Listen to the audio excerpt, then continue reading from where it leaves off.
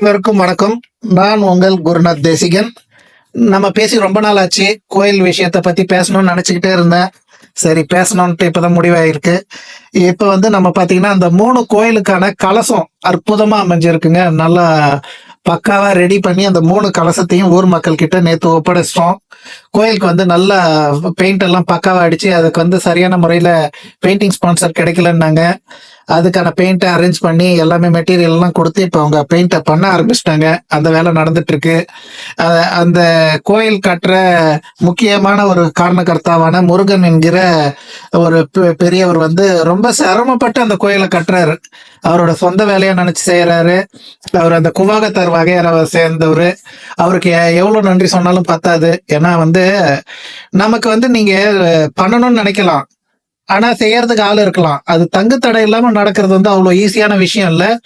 நமக்கு அந்த கடவுள் அனுகிரகம் இருக்கு. இந்த மாதிரி நல்ல மனிதர்களுடைய சப்போர்ட் இருக்கு. அதனால இது நடக்குது. இது நான் யோசிச்சு பாருங்களேன். நீங்க ஒரு வெளிநாட்டுல இருந்துகிட்டு நீங்க அந்த இடத்துலயே இல்லாம ஒருத்தர் நம்பி ஒரு விஷயத்த செய்யறீங்க.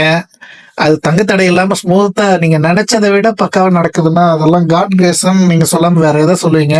இதை தவிர உங்களுக்கு முக்கியமான ஒரு 2 விஷயத்த நான் சொல்றதுக்காக தான் இந்த வீடியோ போட்டிருக்கேன். விஷயம், நான் கோயில் பணிக்காக ஒரு ரூபாயாவது ஷேர் பண்ணிக்கோங்க. இது உங்களுடைய கோயில், உங்களுக்கான கோயில். நம்ம எல்லாருடைய பிரச்சனையை தீர்க்கறதுக்கான கோயில். நம்ம என்னென்னலாம் பிரச்சனைகளை ஃபேஸ் பண்ணிட்டு இருந்தோம்னா அதுல மீண்டு வர்றதுக்கான வாய்ப்பை கொடுக்குற கோயில்ட்டு தான் நம்ம இதை செஞ்சிட்டு இருக்கோம். அதனால இதுல பார்த்துட்டு இருக்கிறவங்க எல்லாம் அவங்களால முடிஞ்ச கான்ட்ரிபியூஷன் ரூபாய் கொடுங்கன்னு சொல்லியிருந்தேன். அதுல நிறைய பேர் கால் பண்ணி அவங்களால முடிஞ்ச கான்ட்ரிபியூஷனை கொடுத்துருந்தீங்க. உங்களுடைய கான்ட்ரிபியூஷனுடைய ஒவ்வொரு பைசாவும் கரெக்டான முறையில கடவுளுக்கு என்ன தேவையோ அதை செஞ்சு கரெக்டான முறையில செலவு செய்யப்படும். அந்த வாக்குறுதியை நான் தரேன். 2வது, இது இந்த கோயில்ல பணம் முக்கியம் இல்லைங்க. ஃபர்ஸ்ட் ஆஃப் ஆல் அதை நீங்க புரிஞ்சுக்கோங்க. எனக்கு வேண்டியது ஒன்னே ஒண்ணுதான். அந்த கோயிலுக்கான கும்பாபிஷேக நாள் வருது இல்லைங்களா? அது சனி ஞாயிறு தான் வருது. ஜூன் மாசம் வருது. அன்னைக்கு பாத்தீங்கன்னா நீங்க ஒவ்வொருத்தரும் ஜூன் மாசம் எந்த தேதி வருதுன்னா 7, 8 வருது. நீங்க ஒவ்வொருவரும் மிஸ் பண்ணாம கொஞ்சம் தயவு செய்து கொஞ்சம் கோயிலுக்கு வந்துருங்க.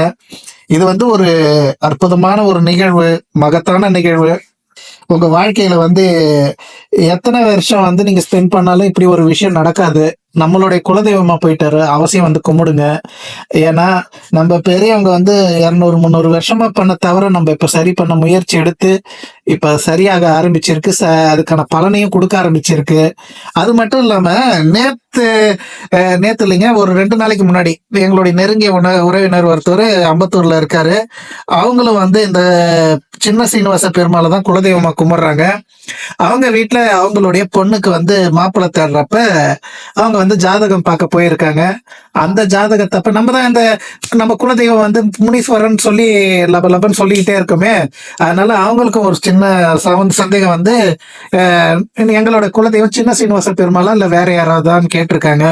அப்போ ஜோசியர் கிளியரா சொல்லியிருக்கிறாரு, உங்களுடைய குலதெய்வம் முனீஸ்வரன் தான், சின்ன சீனிவாச பெருமாள் இஷ்ட தெய்வம் அப்படின்னு சொல்லியிருக்கிறாரு. அவங்க மனசு ஒடிஞ்சு போயிட்டாங்க.